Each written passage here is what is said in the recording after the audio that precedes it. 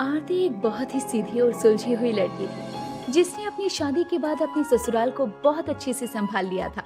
लेकिन उसकी जिंदगी तो तब बदली जब उसका पति रोहन एक दिन उसकी सौतन घर ले आया। आरती, इससे मिलो। यह है मेरी दूसरी पत्नी रेखा। मैं इससे बहुत प्यार करता था और हम दोनों ने शादी कर ली है। अब से ये हमारे साथ इस घर में रहेगी। रोहन जी, आप ऐसा कैसे कर सकते हो? आखिर क्या कमी रह गई थी मेरे प्यार में जो आपने मेरे जीते जी दूसरी शादी कर ली, मेरी सौतन को घर ले आए? आरती, तुम्हारे प्यार में कोई कमी नहीं है, लेकिन तुम इतनी सुंदर नहीं हो जितनी रेखा है, और इसलिए मैं अपने आप पर काबू नहीं रख पाया और इससे शादी कर ली। आपकी भूल कोई छोटी मोटी नहीं है जिसे मैं माफ कर दूं। अभी भी वक्त है, इसे घर वापस भेज दीजिए। हमारी बसी बसाई गृहस्थी में आग मत लगाइए। आरती की ये बात सुनकर रेखा चिढ़ जाती है और गुस्से में बोलती है, ओह हेलो, मैं कोई रास्ते से उठाया हुआ सामान नहीं हूँ जो जब मन किया मुझे घर से बाहर भेज दोगी। मैं इस घर में शादी करके आई हूँ। जितना हक तुम्हारा इस घर पर है ना, उतना ही मेरा भी है। कैसे हुआ तुम्हारा हक? तुम जानती हो ना कि पहली पत्नी से तलाक लिए बिना दूसरी शादी गैर कानूनी है और उसका कोई भी हक नहीं होता। लेकिन मैं तुम्हें एक बात बता दूं, मैं रोहन के बच्चे की माँ बनने वाली हूँ। जो सुख तुम नहीं दे सकी वो मैं देने वाली हूँ। इसीलिए ही रोहन जी ने मुझसे शादी की है।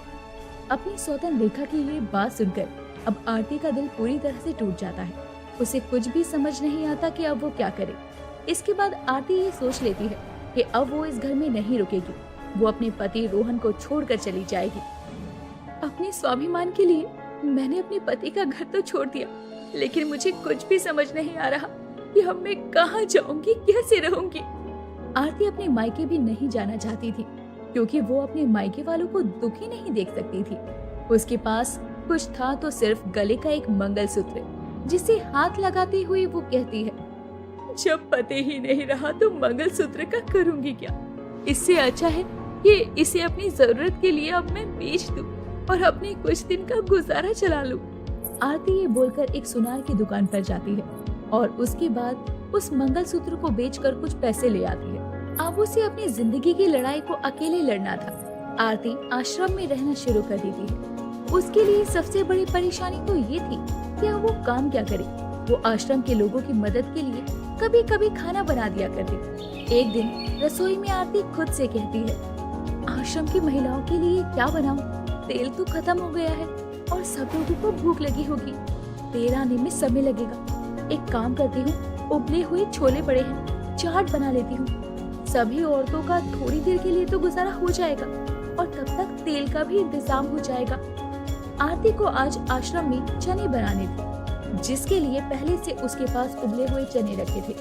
वो सब्जी की जगह अब चाट बना देती है, जिसके बाद सब लोग उस चाट की तारीफ करते हैं और उसे खाते हैं। एक औरत उस चाट की बहुत तारीफ करती है और कहती है, अरे बाबा, आरती बहन क्या चाट बनाई है, खाकर तो मजा ही आ गया। अब तो रोटी सब्जी खाने का मन ही नहीं कर रहा। वैसे भी रोज रोज रोटी सब्जी खाकर मन ऊब सा गया था। शुक्रिया बहन जी, मुझे नहीं पता था कि तुम्हें मेरी ये चाट इतनी पसंद आएगी। अब से मैं हर हफ्ते में एक बार चाट बना लिया करूंगी। अरे आरती बहन, मेरी मानो तो अब तुम चाट की ही दुकान खोल लो। आखिर कब तक आश्रम के भरोसे ही बैठोगी? आरती को उस औरत का सुझाया हुआ ख्याल अच्छा लगता है, जिसके बाद वो अपना मन बना लेती है कि अब से वो चाट बेचेगी। अगले दिन वो कई तरह के छोले उबाल कर ले जाती है और चाट बेचना शुरू करती है, लेकिन उसकी चाट की ज्यादा बिक्री नहीं होती। सुबह से अपनी चाट की दुकान खोली है, लेकिन कोई ग्राहक आ ही नहीं रहा। ऐसे कैसे चलेगा? आरती की सूरत उतर जाती है, जिसके बाद कुछ दिन ऐसे ही बीतते हैं। उसकी दुकान पर एक दो कस्टमर तो आ जाया करते, लेकिन फिर भी कमाई ज्यादा नहीं थी। एक दिन वो बाजार से लौट रही थी, तभी उसे एक सब्जी वाली की आवाज सुनाई देती है, मटर ले लो मटर, 20 रुपए किलो मटर ले लो मटर। आरती वहाँ से गुजर रही थी और उसके बाद आश्रम में पहुँचती है, जिसके बाद वहाँ उसको वही औरत मिलती है जिसने उसे चाट बेचने की सलाह दी थी। वो औरत उससे कहती है, अरे क्या हुआ आरती बहन, बड़ी मायूस नजर आ रही हो, आज भी चना चाट नहीं बिका क्या? अरे नहीं बहन, एक दो ग्राहक ही आते हैं, जितना सामान लग रहा है उतनी तो लागत भी नहीं निकल रही, ऐसे कैसे चलेगा? ये बात तो सच है और सोना ने सच है कि तुम्हारे हाथों में सच में चाट का बड़ा गजब का स्वाद है, लेकिन चाट तो हर कोई बेचता है, इसलिए तुम्हारी चाट बिक नहीं रही।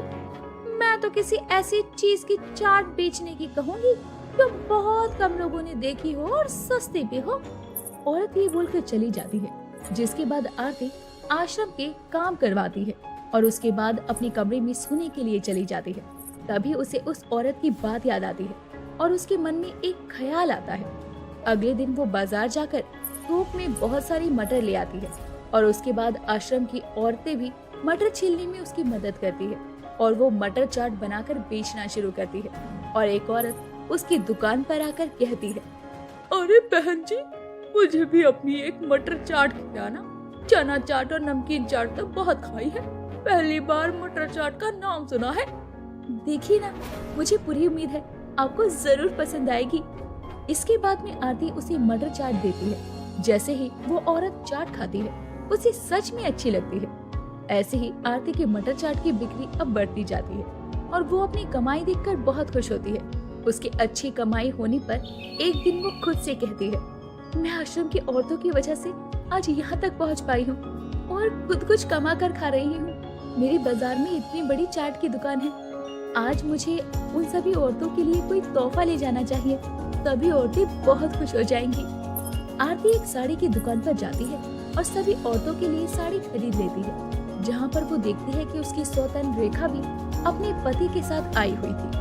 ये तभी रेखा उसे देखकर कहती है, अरे तुम तो इतनी गरीब हो, तुम्हारे हाथ में इतनी सारी साड़ियों की पन्नियां कहाँ से आ गई? कहीं कुछ ऐसा वैसा काम तो शुरू नहीं कर दिया ना? मैंने क्या काम शुरू किया है, ये बात मुझे तुम्हें बताने की कोई जरूरत नहीं है। अच्छा यही होगा कि तुम अपने काम से काम रखो। आरती ये बोलते हुए रेखा के पेट पर नजर डालती है तो उसका पेट बिल्कुल भी बाहर नहीं था, जबकि आरती को घर छोड़े 4 से 5 महीने बीत गए थे। आरती ये बात सोचकर उदास थी और मन ही मन वहाँ से जाने लगती है। तभी रोहन किसी तरह दुकान से बाहर आता है और आरती को रोक कर कहता है, आरती मुझे माफ कर दो, मैंने बहुत बड़ी गलती कर दी तुम्हें छोड़कर और इस रेखा से शादी कर इसने अपने प्यार के जाल में मुझे फंसा लिया था।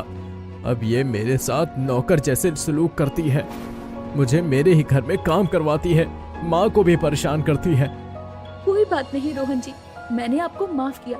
आपने जो भी किया वो जाने अनजाने में किया, मुझे उससे फर्क नहीं पड़ता, लेकिन आपने मुझे ये सिखा दिया कि मेरा भी कोई वजूद है।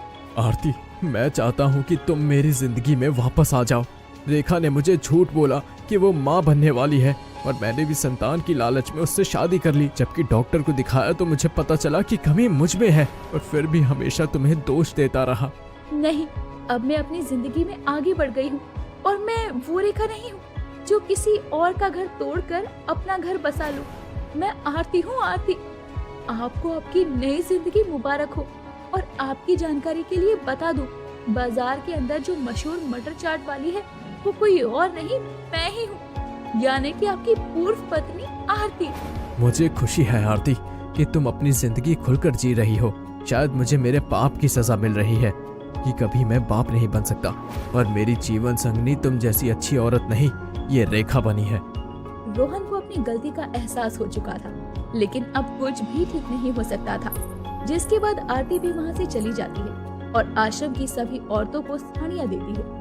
ये सब देखकर सब बहुत खुश होती है। जिसके बाद आरती आश्रम में आकर सभी औरतों के लिए अपने हाथों से मटर चाट भी बनाती है और सबको खिलाती है। धीरे धीरे आरती की मटर चाट अपने इलाके में फेमस हो जाती है और वो कई ढाबों और रेस्टोरेंट पर भी अपनी मटर चाट सप्लाई करने लगती है और इस तरह गरीब मटर चाट वाली की किस्मत बदल जाती है।